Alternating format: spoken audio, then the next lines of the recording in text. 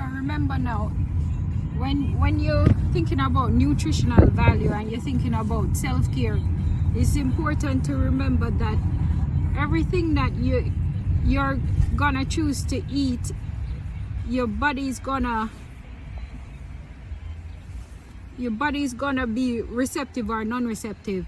If you're in your home country, it's easier to find the foods that you're used to, but if you're on the international scene, like living abroad or something, it's important, you know, to be able to source your own food while exploring other options and other cultures if you choose it. The thing is, with the exploration of different types of foods in a new environment, it creates a higher level of complexity in terms of determining what the menu will be like in a reliable way. Meaning that the household, if they're not used to a certain type of food or certain types of foods, there'll be less responsiveness. And this is a hypothetical, so there will be less responsiveness in being able to formulate a patterned behavior or a habitual way of how the family eats. So it would be like trial and error. So sometimes you'll find that if you take certain types of foods home, your family might be like really excited about it, or you go grocery shopping and you think, let's try this, let's try that. But you need to be cognizant of something. Be cognizant of the fact that the foods, when you're selecting them randomly like that, it disrupts a structure within the household.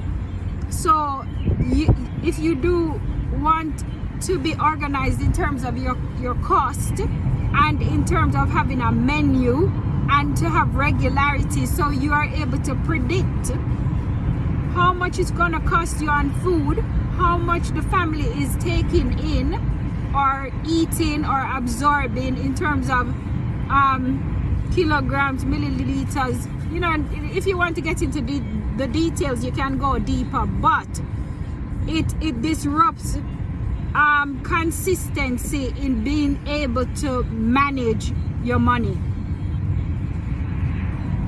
Because if you have consistency, you can better see how your money is affected and what cost you're gonna spend, so you can predict in advance. Are you gonna be able to save more this month, or are you gonna spend, or can you spend on something that you like? Just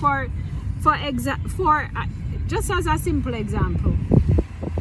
So be aware that living in certain locations may have an opportunity cost, meaning that it may cost you to create a set way of behaving where you can gain wealth and advancement, because the predictability patterns are higher.